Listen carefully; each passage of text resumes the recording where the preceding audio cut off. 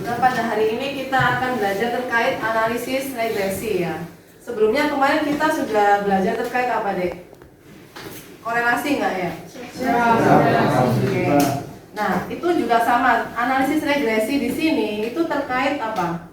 Ada hubungannya sama apa? Materi yang sebelumnya terkait korelasi gitu ya. Nah, di sini analisis regresi linier ini sebenarnya metode atau pendekatan untuk mengetahui apa, Dek? Kira-kira. Kan kemarin sudah disebutkan kan? Udah dipelajarin. Terkait apa? Yang keras. Hubungan. Oke. Nah, sehingga di sini hubungannya siapa? Hubungan apa? Antar variasi. Oh, variabel. Gitu ya.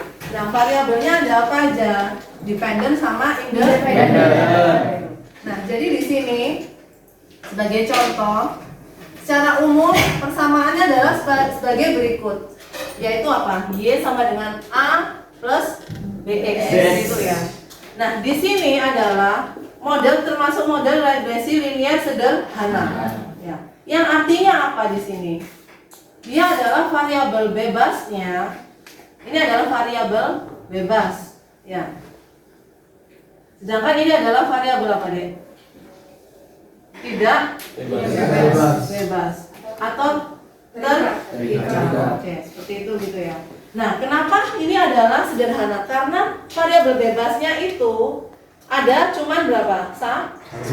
Satu aja, gitu ya. Oke. Nah, beda halnya seperti ini, Dek. Oke, saya coba share ke papan tulis saja supaya nggak ini ya. Nah, contohnya adalah seperti ini. Coba saya ulangi lagi. Ini adalah berapa variabel yang ada di model ini, Dek? Dua. Yaitu terdiri dari variabel apa tadi? Oke.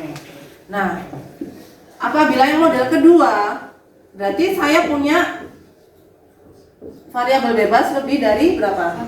Satu. Sehingga namanya apa? Regresi linier apa? Berganda seperti itu. Karena dia apa, Dek? Memiliki bebas lebih dari satu. Seperti itu, gitu ya. Ini sampai ketiga dan seterusnya begitu ya, saya tulis seperti itu. Gitu. Nah, saya ulangi lagi juga, kenapa dia berganda? Karena apa? Variabel bebasnya ini, yaitu X1, X2, dan X3 ini, itu berarti apa? Lebih dari satu. Apabila yang model yang pertama ini, dia variabel bebasnya hanya satu, sehingga dia regresi linier yang sederhana sekali, gitu ya. Oke. Nah, lagi-lagi tadi analisis regresi. Ya, analisis regresi berarti apa? Kita untuk mengetahui atau mengidentifikasi apa? Antar variabel. Apakah variabel bebas ini ya berpengaruh kemana ini? Variabel ke Y-nya, yaitu variabel terikat atau variabel apa? Tidak bebas atau terikatnya tadi. Gitu ya. Jadi kita mengidentifikasi atau mengetahui pengaruh masing-masing variabel. Ya. Variabel apa di sini? Saya ulangi lagi. Variabel bebas ya terhadap variabel bebas. Loh, Bu, misalnya ada pertanyaan. Loh, Bu, ini tadi kan satu per satu ya? Iya, misalnya variabel satu dia mempengaruhi atau tidak ke variabel terikatnya. Kita nggak tahu. Maka dari itu kita perlu apa? Penganalisis atau menguji seperti itu, ya nggak? Kita nggak tahu ini. Nah, apakah variabel X2-nya mempengaruhi ke Y-nya? Sama-sama juga tidak tahu. Begitu juga yang variabel bebas yang ketiganya. Kita juga tidak tahu. Gitu ya. Jadi satu persatu. Ya. Nah, tetapi ada pertanyaan juga mungkin dari kalian. Bu, apakah bisa Bu semua ini, tiga variabel ini mempengaruhi sama-sama ke variabel terikatnya apa tidak? Jawabannya apa? Kira-kira? Bisa. Karena mungkin istilahnya gini. Ini adalah siapa ini Pandega, ini Melissa, Elsa. Ini tiga ini berteman nih, misalkan ya. Oh, Elsa sama si Melissa ini cocok nih gitu. Mungkin ke banyak persamaan atau banyak apa ke Y misalnya gitu, ke siapa gitu, ke sebelahnya siapa ini? Akbar. Nah, si Pandega ini itu sepertinya kalau bareng-bareng sama Melissa sama Elsa itu sepertinya ke perlakuannya kalau dibarengkan ini perlakuannya beda ke mana? Si Akbar, maksudnya seperti itu. Nah, artinya kalau barengan ini dia bisa mempengaruhi hubungan bertiga ini ke Akbar, maksudnya seperti itu. Tetapi kalau Pandega ini tidak ada, misalkan nih, dia tidak ada, bisa nggak pengaruh yang dua orang ini kuat nggak terhadap si variabel Y, yaitu si siapa? Akbar tadi. Kuat siapa? Saya kalau Pandega ini kurang cocok ya. Ini asumsinya aja. Kemungkinan kuat nggak? Kuat. Jadi kita bisa mendelete apa? Variabel X ya. Sehingga modelnya hanya apa di sini? Y sama dengan A plus BX1 plus CX2. Maksudnya seperti itu. Gitu ya. Jadi itu adalah kurang lebihnya seperti itu. Ya. Oke. Sekarang lanjut. Nah, ini perlu kalian tahu bahwa model yang seperti ini keterangannya masing-masing sudah saya berikan ya di sini, yaitu A itu adalah apa pastinya? Konstan. Kalau B itu apa? Koefisien masing-masing gitu ya. Oke. Nah, di sini kalian tidak perlu menghitung secara manual lagi. Lagi-lagi bisa dipecahkan dalam suatu apa? Software. Menggunakan software apa deh? SPSS.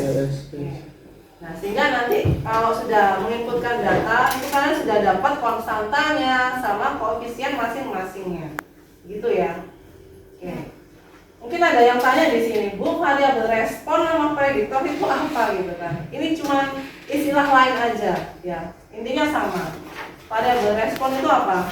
Ya, yang variabel terikat atau tidak bebas. Jadi istilahnya di sini banyak, gitu ya. Kemudian yang x ini, entah itu adalah 1, 2 sampai ke 10 misalkan, itu namanya variabel apa? Tak bebas atau apa ini tadi? Variabel bebas atau apa? Tidak. Variabel prediktor. Itu ada tulisannya di situ ya. Variabel prediktor gitu ya. Oke. Kita lanjut ya sekarang. Oke. Nah, di sini di metode pendekatan analisis regresi ini ada namanya uji yang harus dipenuhi atau harus dilakukan ya, namanya uji prasyarat. Di sini ada namanya uji asumsi normalitas, homoskedastisitas, kemudian autokorelasi dan multikolinear. Ya. Nah, ini nanti kita bahas lebih lanjut ya untuk yang uji asumsinya ini. Tuh ya. Nah, sekarang kita langsung ke studi kasus saja ya. Jadi kurang lebihnya seperti ini. Tadi kan saya menganalogikan bahwa tadi yang nama-nama tadi yang saya sebutkan tadi ya. Nah, sekarang kita menghadapi studi kasus ini. Studi kasus itu maksudnya bukan perkara yang berat, tapi ini adalah contoh hari-hari maksudnya seperti itu. Jadi coba tolong dibaca studi kasus ini. Pemerintah setempat di suatu wilayah ingin mengidentifikasi dan meneliti pengaruh jumlah anggota yang berstatus bekerja atau sekolah dan penghasilan keluarga terhadap banyaknya pergerakan keluarga tiap bulan. Ini saya besarkan di sini, tolong diperhatikan. Nah, di sini kira-kira ada berapa variabel deh kira-kira deh di sini? 4. Ada 3. Berarti di sini apa? Ada apa aja di sini? Jumlah pergerakan anggota yang berstatus bekerja atau sekolah, gitu kan? Ya. Oke. Kemudian di sini penghasilan keluarga terhadap penghasilan keluarga. Kemudian apa lagi di sini? Banyaknya pergerakan keluarga tiap bulan. Oke. Jadi ini terkait mobilisasi sebenarnya ya, mobilisasi yang dilakukan oleh tiap keluarga maksudnya ya. Nah, sehingga di sini ada 3 variabel. Di sini ada clue ya atau ciri, ada kata-kata terhadap ini. Ini yang saya lingkari ini terhadap ini. Apabila bahasanya terhadap bla bla bla bla seperti itu adalah variabel apa? Banyaknya pergerakan keluarga tiap bulan ini. Berikat. Berikat ya. Nah, kemudian untuk yang sebelumnya itu apa? Variabel apa di sini? Variabel Bebas. bebas itu sebagai x-nya seperti itu. Tapi dalam hal ini adalah x1 sama x2. X2 seperti itu. Itu ya. Oke. Lanjut sekarang ini kalau dilihat tabelnya di sini, datanya ini ada berapa, Dek? Siapa 15? Siapa ada 15? Ada 15. Oke. Nah, sekarang ini kita anggaplah kita sudah melakukan ini ya, simulasi software SPSS ya, yang nantinya kita akan simulasi setelah materi ya. Oke. Nah, sehingga di sini adalah nah ini penyelesaiannya, kita masuk ke penyelesaiannya di sini. Di sini ada 3 variabel seperti yang adik-adik tadi sampaikan bahwa ada berapa? 3 variabel. Benar ya? Berarti ada 1 variabel y-nya dan ada 2 variabel x-nya, yaitu ada x1 sama x2. Oke. Nah, ini juga sudah saya jelaskan di sini bahwasanya untuk variabel responnya adalah apa tadi? Jumlah pergerakannya. Variabel bebasnya adalah jumlah anggota sama penghasilan keluarga. Berarti ini artinya kita mau apa? Mengidentifikasi atau mengetahui apa? Hubungan antar apa? Variabel ini kan? Jadi kita pengen mengetahui bahwa apakah benar sih jumlah anggota keluarga yang bekerja dalam sekolah itu akan mempengaruhi apa? Pergerakan masing-masing tadi, masing-masing keluarga. Jadi misalnya kalau kita bekerja berarti artinya kita keluar ke rumah, maksudnya seperti itu, gitu ya. Atau yang sekolah. Tapi kalau jadi apa misalnya jadi ibu rumah tangga atau belum bekerja misalnya gitu ya, atau tidak bekerja berarti artinya dia stay di rumah, tidak melakukan apa? Pergerakan atau tidak melakukan mobilisasi dia. Ya enggak? Biasanya kan pergerakannya kan habis dari kalau bekerja berarti ke kantor atau ke mana dulu biasanya? Berhenti kemana kira-kira biasanya? Kafe misalkan gitu ya, atau ke SPBU misalkan gitu kan. Jadi dia nggak harus ke kantor aja, tapi ya bisa macam-macam seperti itu gitu ya untuk tiap anggota keluarganya. Dan kemudian apakah penghasilan keluarga ini juga sama? Apakah mempengaruhi jumlah pergerakan? Ini analoginya seperti ini. Ketika kita punya uang banyak gitu, kita bisa apa aja deh?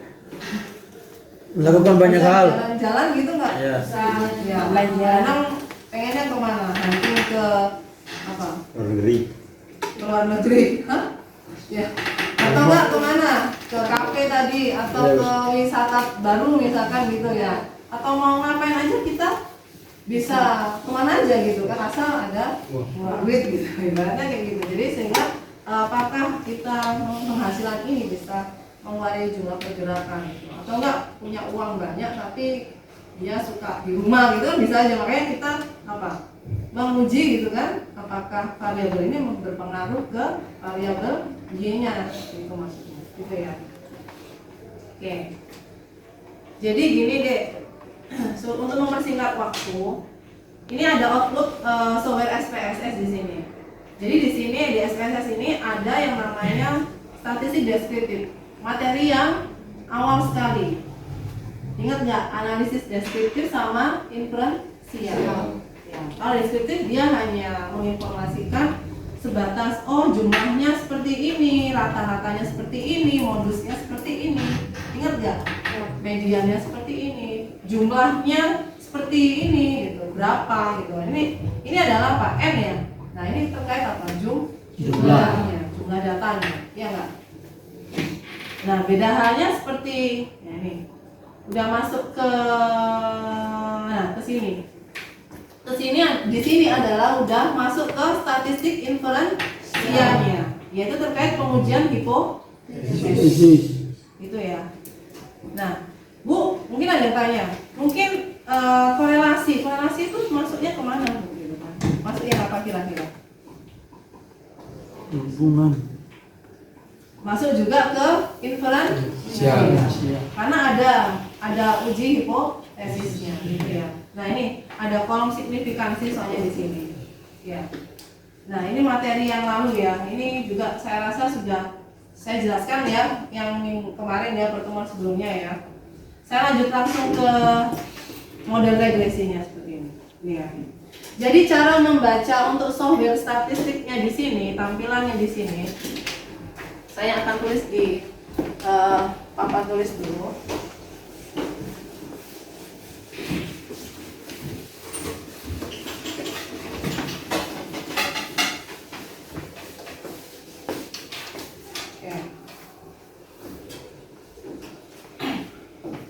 Tolong mohon ingat, ada tabel namanya coefficients. Ini adalah termasuk statistik inferensianya. Dan ini clue-nya adalah tabelnya judulnya seperti ini dan apa deh? Clue-nya adalah kolom apa? Signifikansi. Nah, itu udah jelas dia apa? Statistik inferensia yang apa? Clue-nya. Dia ada pengujian hipotesis. Nah, sekarang di sini di bawah tabel ada tulisan apa deh? Tadi variabel apanya tadi? Tidak bebasnya kan? Dependent. Dependent kan artinya tidak bebas. Itu variabel terikat. Gitu ya. Namanya apa? Jumlah pergerakan. Udah benar ya tadi ya? Kemudian di sini yang berarti selain ini, berarti di sini ada jumlah anggota sama apa? Penghasil. Ini adalah namanya apa? Variabel apa sebagai variabel apa? Bebas. Bebas. Oke, atau independent. Dalam hal ini X1, ini X2. Oke. Nah, cara menulis model regresinya adalah kita fokusnya lihat ke kolom yang B. Ini beta istilahnya ya, dari sananya beta. Nah, ini sedangkan ini adalah apa? Tulisannya konstan. Oke. Nah, saya tulis lagi di sini AX plus B. Tadi saya nulisnya A plus BX gitu ya? Ya nggak? Siap. Itu sebenarnya sama aja sebenarnya. Ya, dia posisi konstanta sendirian. Yang konstanta itu berarti dia sendirian. Paham? Siap. Paham. Oke. Yang melekat ada x-nya berarti di sini sebagai apa? Koefisien. Tapi untuk model yang di sini ini B sebagai apa deh? Koefisien. Koefisien. Jadi sebenarnya model ini sama ya, cuman perannya dia A sama B apa? Berbeda. Tapi secara umum ini benar. Ya. Nah, oke, katakan ini tadi modelnya ini saya ambil yang ini ya. Nah, coba yang konstanta di model ini siapa? B. Yang lainnya? Setuju nggak? Siap B. B, oke. Berarti kita lihat di situ kolom B konstanta, yang baris konstan itu konstanta, itu nilainya berapa deh di situ? 22. Kelihatan ya? Benar ya. Berarti kita menuliskannya di sini itu plus atau minus deh? Plus. Berarti plus, berarti tetap ya ini plus 22,094 begitu kan? Oke. Selanjutnya sekarang di sini ada variabel apa deh? Koefisien. A sebagai apa? Koefisien. Koefisien gitu kan. Nah di situ koefisien untuk yang variabel x1 nya berapa itu deh? 771. Bukan, koefisiennya yang B ini loh deh. B yang ini bukan B yang ini ya, B yang ini 4,103. 4,103. Oke. Terus x-nya ditulis gimana Bu gitu kan? Tetap aja tulis di ini 1. Ini karena variabel yang x yang pertama, begitu ya. Nah, kemudian gimana Bu yang x2 gitu kan? Nah, sehingga apabila dia ada dua variabel bebasnya, berarti model ini tidak mutlak seperti ini. Tetapi gimana deh? Dia apa? AX1 plus BX2 plus saya buat C. Seperti itu. Gitu ya. Oke. Sehingga di situ A-nya sebagai apa tadi? Koefisien pada variabel yang pertama tadi, bebas yang pertama. B-nya koefisien variabel bebas yang kedua. Tolong disebutkan di situ koefisiennya berapa deh? 4,103 Ya. ditambah 107. Tuh. Ini coba. X1 X-nya tetap dari kita tulis ya. Kemudian ditambah plus atau minus di situ?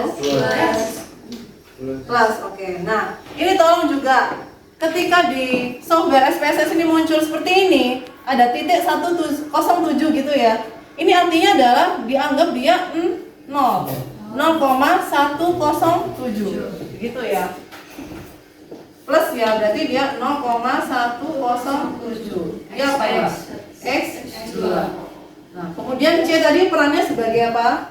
konstanta Konstanta di situ nilainya berapa? 22,694. Oke. Nah, ini adalah model A akhirnya seperti itu. Oke, dari sini clear? Kalau gitu saya lanjut terkait signifikansinya ya, kolom signifikansinya. Nah, di sini ada sebelum signifikansi ada kolom T ya. Kolom T ini juga artinya T hitung. Ini kita tidak perlu menghitung secara manual, tapi ini ada software yang untuk menghitung T hitungnya adalah seperti ini gitu. Nah, tetapi untuk anak manajemen logistik ya, kita kan langsung pakai gitu kan, langsung terapan seperti itu, sehingga kita hanya melihat kolom signifikansinya seperti itu ya. Contoh, kita fokusnya apa tadi? Mengidentifikasi atau mengetahui hubungan variabel apa? Iya. Bebasnya kan ya. Ya. Masing-masing variabel bebasnya apakah apa? Mempengaruhi ke Y-nya, seperti itu, gitu kan? Nah, berarti kita fokusnya ke sini, jumlah anggota keluarga ini yang statusnya tadi. Nah, ini kalian vaksin di bagian yang ini. Berarti ini hasilnya berapa signifikansinya? 0,06. 0,008. Ya 8. Ya, benar ya? Kemudian ini penghasilan keluarga ini 0,675. Nah, seperti yang pertemuan lalu, kita pakai taraf signifikansi atau alfa berapa deh? 0,1. Biasanya boleh berapapun. 0,1 terus ada apa lagi? 0,5. 0,05 gitu kan? Ya. Oke, bisa pakai 1%, 5% atau 10% gitu ya misalnya, atau pakai 1% gitu kan? Nah, apabila seperti ini tergantung sama penelitinya atau tergantung yang mengolah, ya kan? Biasanya kalau di software SPSS ini default artinya sudah dari sananya itu alfanya berapa persen? 5% atau berapa? 0,05. Kita pakai ini standarnya, yang artinya bahwa ketika signifikansi ini apa? Di bawah 0,05 itu artinya apa? Iya apa? Memenuhi maksudnya artinya bahwasanya dia ini signifikan. Jadi X1 ini artinya apa? X1 berpengaruh secara signifikan gitu kan terhadap apa? Y-nya. Jadi ini X1-nya mempengaruhi apa? Y. Nah, X2-nya di mana? Kan harus nggak tahu. Kita lihat ke kolom signifikan. Berapa itu? 0,075. Kira-kira besar atau lebih kecil dari 0,05 ini? Siapa lebih besar? Hah? Lebih besar. Artinya apa? Hipotesisnya gimana? Berarti gimana ini? Memenuhi apa enggak? Oke, saya ulangi lagi ya, bahwasanya ketika signifikansi ini yang di tabel ini ya kan, apabila kurang dari berapa? 0,05 atau 5%, itu dia apa? Memenuhi ya. Kalau kurang dari Iya, tetapi kalau lebih dari tidak memenuhi. signifikansi 0,05 itu berarti dia apa? Tidak memenuhi. Maksudnya seperti itu. Gitu ya. Yang artinya dia apa? Menolak nol dia, itu ya, dia tidak signifikan terhadap variabel y-nya, maksudnya seperti itu. Nah kemudian di case yang ini penghasilan ini apa? Dia 0, berapa hasilnya? 0,675. Oke. Artinya apa dia? Tidak memenuhi. Ya, tapi maksudnya apa nih? Lebih dari signifikan. Lebih. Lebih dari 0,05 atau 5%. Yang artinya dia tidak Memenuhi. ya. Tidak artinya apa? Tidak signifikan. Ya, tidak berpengaruh secara signifikan. Mungkin berpengaruh, tapi dia tidak signifikan pengaruhnya itu loh maksudnya. Gitu ya. Oke. Kira-kira ada yang ditanya enggak? Cek, izin Bu. Ya, deh. Apabila alfanya ini diganti jadi 10%, untuk yang X2-nya itu bisa memenuhi nggak ya Bu? Kalau ininya hasilnya 0,1 Siap. 0,1. 10% tadi. Iya. Tergantung deh. Jadi gini. Ini kan kebetulan kan kita pakai apa ini 5% nih ceritanya ya kan. Nah, apabila kita sebentar, ini ada skenario 2 ya maksudnya ya. Jadi kalau itu X2-nya signifikan 0,1, artinya gimana nih? 0,1 ini lebih besar atau lebih kecil deh? Lebih besar. Lebih besar. Berarti dia apa? Tetap apa?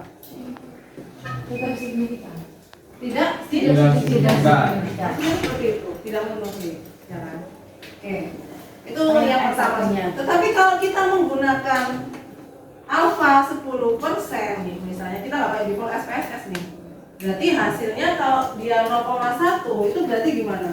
Lebih dari atau sama dengan gitu bahasanya ya? Ya nggak? Berarti dia artinya apa? Masih memenuhi. Maksudnya seperti itu. Ini ada sama dengannya ya. Iya. Jadi ketika dia, jadi tergantung alfanya dia 5% atau 10%. Itu kita yang nge-set, maksudnya seperti itu. Gitu ya. Jadi kira-kira di sini tergantung ini ya, mau misalnya 1% boleh. Dan itu juga apa? Tergantung sama signifikan. Clear? Siap boleh Bu. Oke. Baik, kira-kira tidak ada yang ditanyakan lagi, Dek? Siap. Oke, baik, nanti untuk simulasinya kita akan lanjutkan ke pertemuan berikutnya. Seperti itu. Baik, saya akhiri. Selamat siang semuanya. Assalamualaikum warahmatullahi wabarakatuh.